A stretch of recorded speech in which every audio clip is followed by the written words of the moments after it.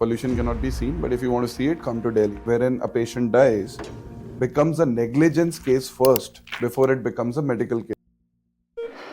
Why does a medical death becomes a negligence case first before it becomes a medical case? When you spend a lot of money, you always expect something out of it. कि 10 लाख रुपए लग गए जी, इतने 20 लाख रुपए लग गए तो बचना चाहिए था, ऐसा कर रहा है. Now, the concern is that if 9 out of 10 doctors are practicing out of fear, not medical need. So on day one, I would advise some tests. Because I treat 100 patients out of my clinical acumen. 1 or 2 might come 5th day or 6th day कि ये तो first day ये बीमारी थी, आपने test क्यों नहीं कराया? And that patient might suit me. Is the medical negligence rising, confirming the painful data that the care has deteriorated in the last whatever years? Or is the business of suing doctors is rising? Most people don't understand the difference between complication and negligence. I think the degree of dissatisfaction among the community is rising. The 90% of cases of litigations which are happening are not because treatment was wrong or patient was unhappy with the treatment. People was unhappy with the way or we communicated to them.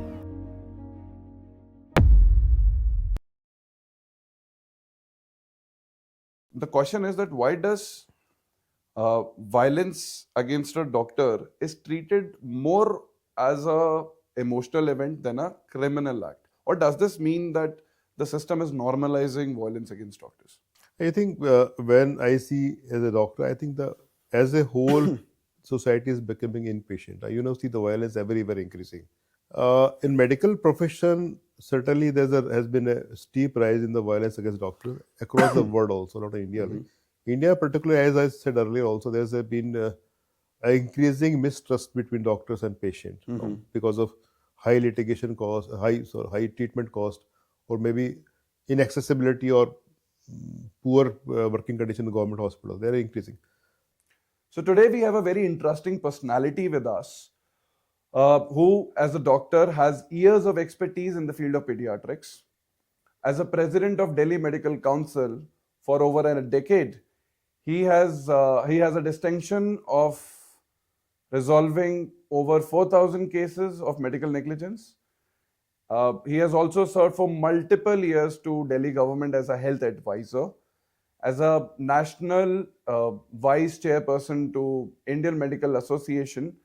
He has helped shape national policies around medical ethics and risk management.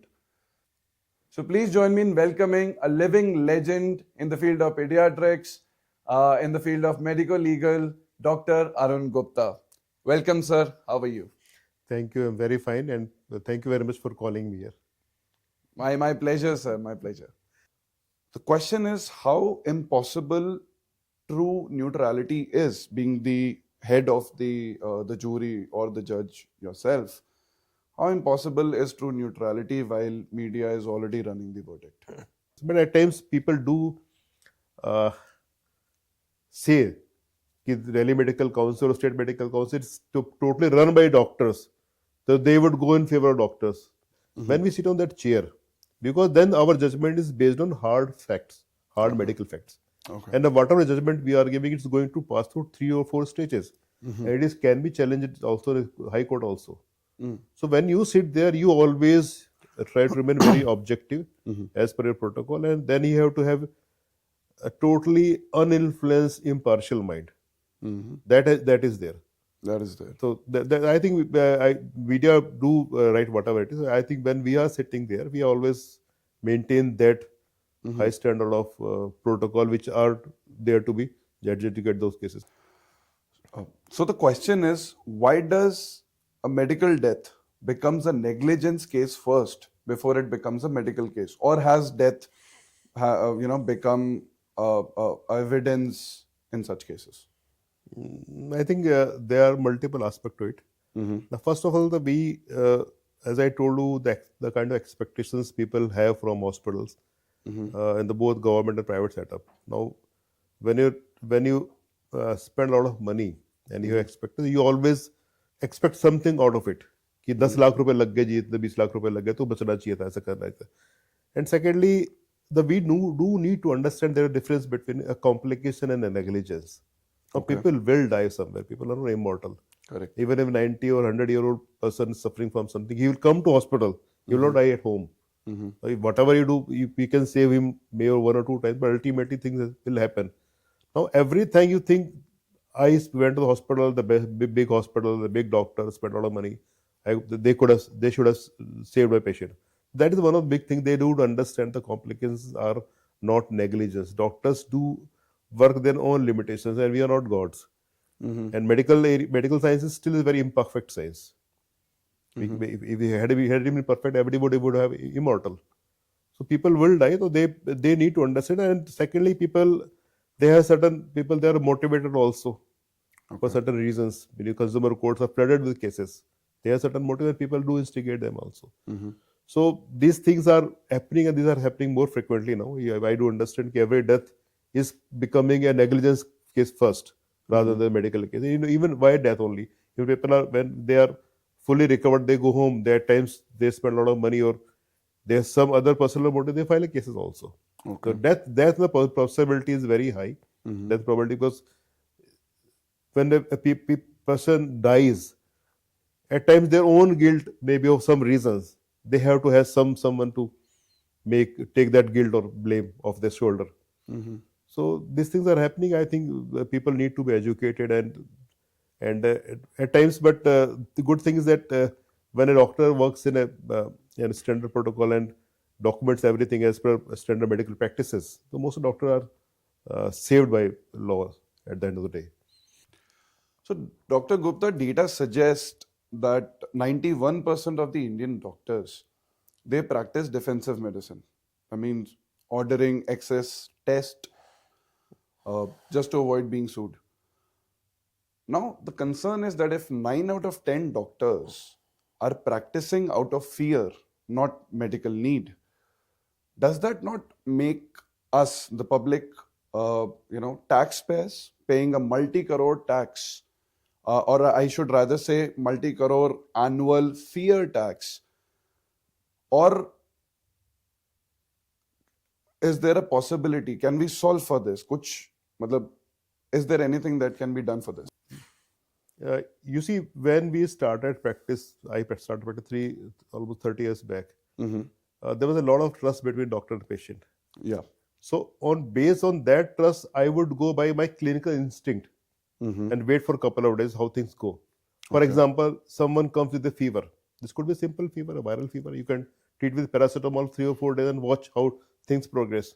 Then accordingly, you opt for some tests or some medicines also. So that normally goes on. Now, if I have some doubt about the patient, how he will react, I don't trust him. Maybe third day, fourth day, fifth day, it might come something else. So he might suit me. So on day one, I would advise some tests. Correct. Because I treat 100 patients out of my clinical acumen. 1 or 2 might come fifth day or sixth day कि ये तो first day ये बीमारी थी आपने test क्यों नहीं कराया, and that patient might suit me. So as protect myself, I will advise test to all 100 patients. Correct. So that is the genesis of the so-called defensive medicine. But for example, someone has headache. A headache, everyone has headache, can have a headache. For so many reasons, simply you don't sleep well, so you can have headache. Now, one way of treating headache could be like I advise some paracetamol, just watch couple of days, then come back to me and see. Correct. For someone could have brain tumor also. And you can never know. You can never clinically. Now, if I trust my patient, I would say कि ठीक है आप घर जाइए, दवाई खाइए, 4 दिन बाद दिखाइए और वॉच करिए these symptoms के लिए. That's simple. ऐसे ही ट्रीटमेंट होता है और ऐसे होना भी चाहिए. पर मुझे लगता है ये बंदा गड़बड़ कर सकता है कल को किसी को, तो मैं पहले दिन कहूँ आप MRI करा लीजिएगा, नहीं ठीक हो तो. Now 100 people go for MRI, 99 तो नॉर्मल आएगा. One might turn out something else. तो 99 would say कि सर ये तो फालतू में पैसे के चक्कर में, कमीशन के चक्कर में मेरा MRI करा दिया. हेडेक में MRI कौन कराता है? और मैं नहीं कराऊं, सपोज किसी को एक का निकल जाए, बता आपने क्यों नहीं कराया, मैं तो तैयार था, विलिंग था पे करने के लिए. तो ये ट्रस्ट अगर जब तक बिल्ड नहीं होगा दोबारा, तो doctor have to save themself also. Now if day 1 में फीवर है, कुछ भी इश्यू है, आई वुड से कि एडमिट हो जाओगे. इसलिए कि something goes wrong, he will accuse me कि आपने मुझे एडमिट क्यों नहीं किया था. तो unless that trust brings back, और I have sufficient protection from law. Suppose I work in certain way based on my clinical acumen on that situation, and something turns out something else 3 or 4 or 5 days later. So then court is with me, people are with me, society with me, because I worked in a certain way which was taught to me in medical colleges. Correct. But somehow I fear every time like 10 people coming to my clinic or hospitals, and I'm fearing of both. They can kind of indulge in some kind of violence if something goes wrong, Mm-hmm. or something else they can sue me. So I would always save myself first. I write so many tests which I know clinically may not be required. Correct. But that is how these things happen. That is the genesis of defense. I think it's happening everywhere in the world. India is Correct. at the verge of, I think, joining that large team of defensive medical practices opted by like Europe and American country. But India, Mm-hmm. I think, going the same direction. So, Dr. Arun, before we get into this conversation, enlighten me with how the judiciary system works. Because what I know is that there are two different bodies. One is medical council, like state medical council and national medical council, and then there is consumer court. So some cases goes to one body, some set of cases goes to another body. So how does this entire system work? In fact, there are not two, there are 5 Ah, avenues where a patient can file case okay, against a doctor. okay. That is the unfortunate part, but that is true. Mm-hmm. One is the state medical councils and National Medical Commission, as you know. Secondly, the consumer court, as you know. Third is civil court. They can go to directly civil courts also. Okay, Then they can go to NHRC also, Human Rights Commission, okay. and they can directly approach police also. Oh. So a patient can approach 5 places to Mm-hmm. file a case against doctor, and he can file a case against doctor at all 5 places together. Mm-hmm. That is one aspect of the law, whether you like or you don't like it, but it is true. So the patient has these all 5 options. Now Okay, these all courts have their different mandate, and they have different kind of protocol to address those cases. mm-hmm. Now in our state medical council, normally this is in a body which is elected body, elected by doctors themselves, and it's a statutory body which has quasi judicial power. Okay, A state medical council has power to uh, cancel the license of a doctor if the doctor is found guilty. mm-hmm. One of the work of state medical council. Other, they have a obligation to register doctors. Now you Yeah. cannot practice uh, unless you are registered with the state medical council of that particular state. Okay. Apart from any other function, these are 2 core functions.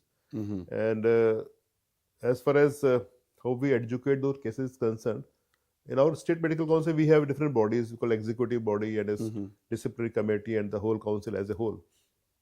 No, mostly there's standard protocol laid in act which is prevailing in that particular state. Mm-hmm. Now, as far as Delhi Medical Council is concerned, we whenever we receive a complaint from a patient against a doctor, we get the written complaint, and we refer this complaint to concerned doctor or the hospital, and Mm-hmm. we seek their written reply along with the supporting documents. So is it a proper trial that you do in the medical councils? Yeah, now this is the first stage. Mm-hmm. Now there's the executive committee which is headed by a president. Usually I head that, Okay. and we opt a specialist in that particular subject in which the complaint has come. Okay. Like maybe orthopedics or whatever. Now we sit together and see both the things, the complaint as well as the response of doctor. Okay. Like, at times you happens patient don't know what is difference between complication and a negligence. And every death for them could be a negligence. Mm-hmm. So when we think if there's a no prima facie case, it is just a maybe complication. Yeah. So we dismiss case right there. Okay. If we find something bigger is there which needs further probing, Mm-hmm. is referred to our second committee, which is called a disciplinary committee, Okay. which has 3 non-medical members as well. Now this committee usually calls doctors and patient and cross-examination multiple times. Okay. Now whatever the decision of executive committee or disciplinary committee is referred to the whole council. Now, the whole council sits together, and this council has power either to accept or reject or modify the recommendations of the earlier committee. So there's 3-stage processes. Okay. Here we educate those cases. But इसमें जैसे while yes the system, the law, the government has a role to play. Along with that, while me and my team were doing this research, we found that in the latest, or let's say in the last very recent past, there were 32 cases wherein mob reached the location of incident. Generally, in the cases of where there is death, the mob has reached before the law has reached. And when when you live in a system, when in a situation where a mob is faster than the law, one can only imagine the disasters that it can cause. So do you think that social media has become a platform, or let's say a means of mob justice? I think social media is, I think, doing both the jobs. It kind of making people aware what they should not be done, but it Sure. kind of perpetuating also that the concept that is one of the way of uh, taking justice in your hand. Also, you just go and thrash the doctors. Also, that is happening also.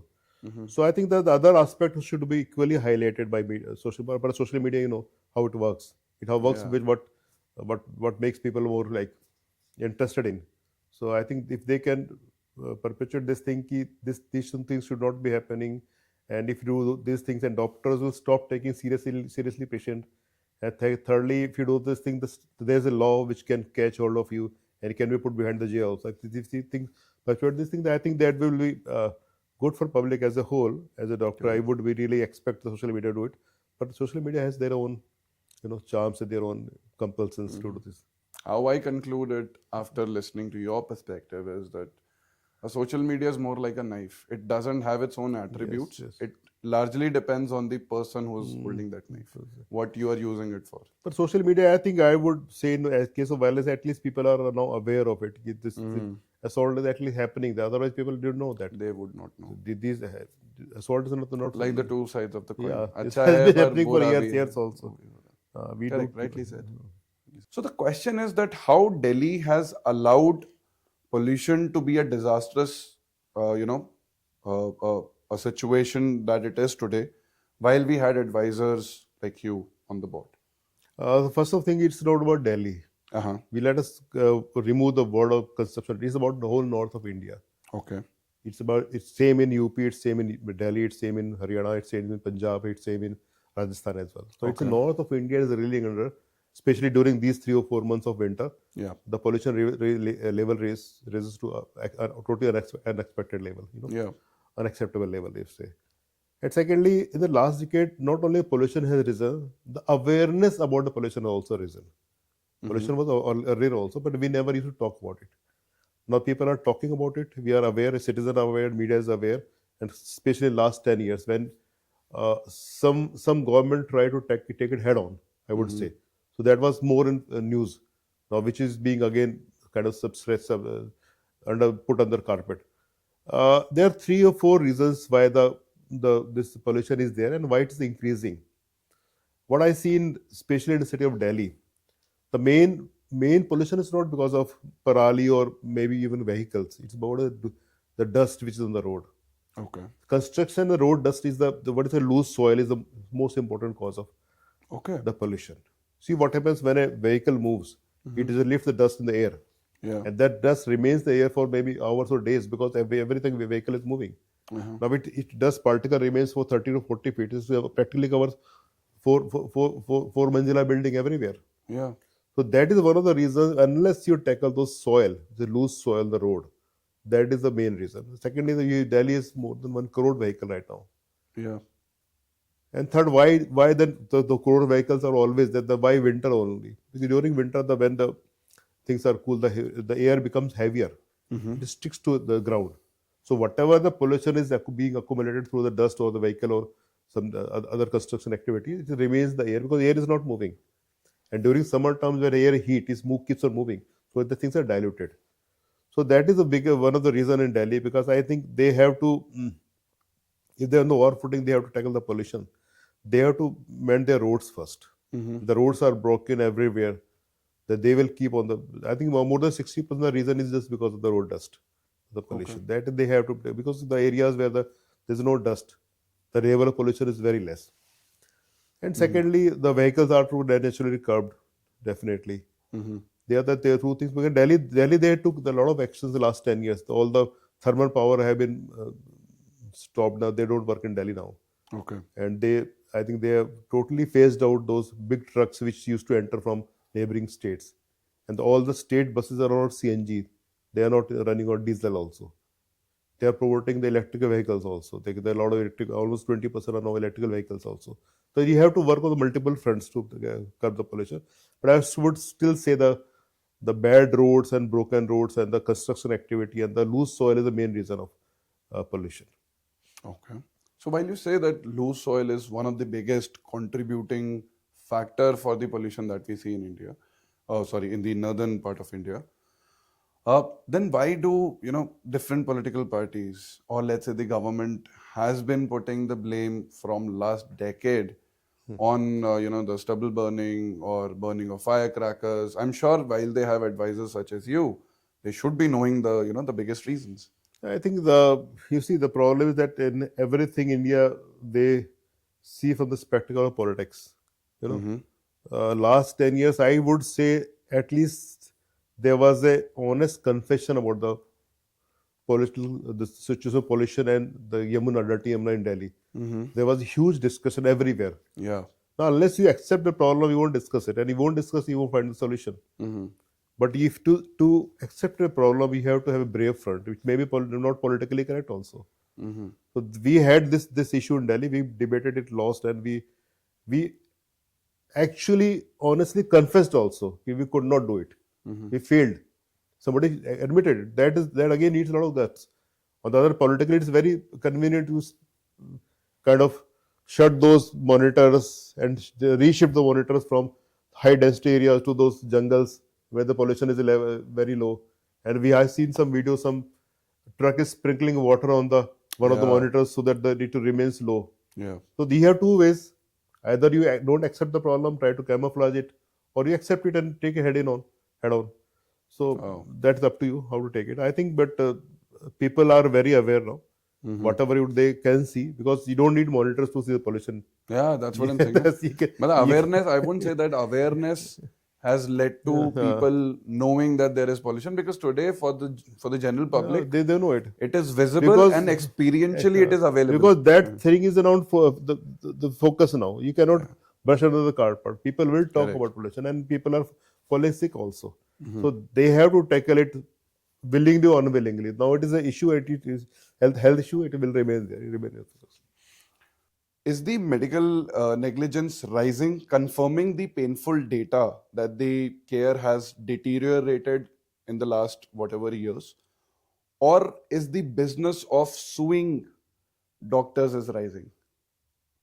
I think none of these two. Okay. I think the degree of dissatisfaction among the community is rising. Okay. Now, I see it, because I started practice like almost 3 decades back.